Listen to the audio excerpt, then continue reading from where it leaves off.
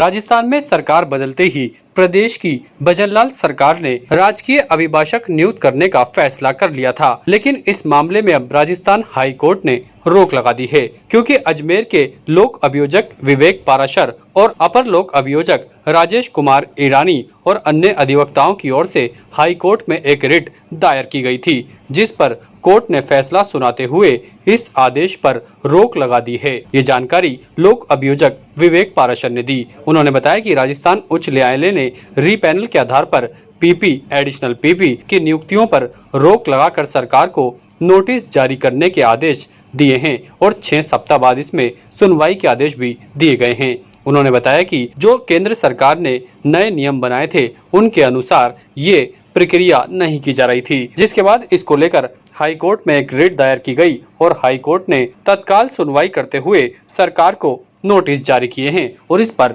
रोक लगा दी है। लोक अभियोजक विवेक पाराशर ने जानकारी देते हुए बताया कि नियमों को ताक में रखकर ये पैनल तैयार किया जा रहा था, जबकि नियमों के तहत जिला कलेक्टर को इस पैनल का अधिकार है और वही आगे इस पैनल का नाम सरकार को भेजती हैं, लेकिन इसमें राजनीति की जा रही थी और अपने चहितों को पीपी और एपीपी नियुक्त करवाने का काम करवाया जा रहा था, जिसके बाद उनकी ओर से हाई कोर्ट में एक रिट दायर की गई और हाई कोर्ट के न्यायाधीश ने तत्काल सुनवाई करते हुए इस पर रोक लगा दी। पाराशर ने कहा कि उक्त याचिका में विधि एवं विधिक कार्य विभाग के मैन्युअल 1999 व नागरिक न्याय सुरक्षा संहिता की धारा 18 के तहत उक्त पदों पर नए सिरे से आवेदन प्रक्रिया सरकार द्वारा जारी करते हुए नियुक्ति करने की मांग की गई है और सरकार द्वारा अपनाई गई पूरी प्रक्रिया को ही विधि विरुद्ध बताते हुए याचिका में विविध कानूनी पहलुओं पर चुनौती दी गई है। उन्होंने कहा कि उनकी याचिका के अतिरिक्त भी अजमेर के अधिवक्ता सुनील सामदारिया द्वारा अतिरिक्त महाअधिवक्ता पद्मेश मिश्रा को उच्चतम न्यायालय के न्यायाधीश मनोज मिश्रा के पुत्र हैं, उनकी नियुक्ति पर भी चुनौती दी गई थी, जिस पर उसको भी निरस्त कर दिया गया है। वहीं इस मामले की सुनवाई अब आगामी 6 सप्ताह के बाद की जाएगी। ये जो देख रहे हैं, भारत के संविधान की शपथ लेकर जो नेता, राजनेता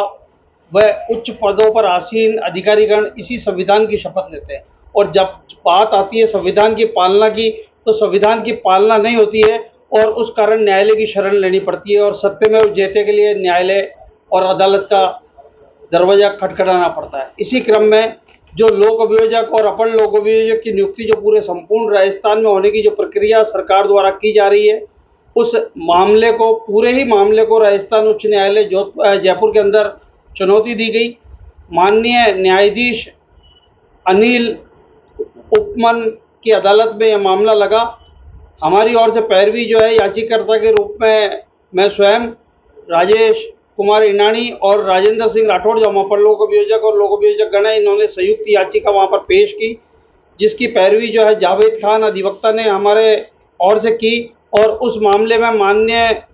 उच्च न्यायालय ने मामले को इतना गंभीर माना कि जो सरकार ने, चूंकि पैनल की प्रक्रिया, री पैनल की कोई प्रक्रिया नहीं है, तो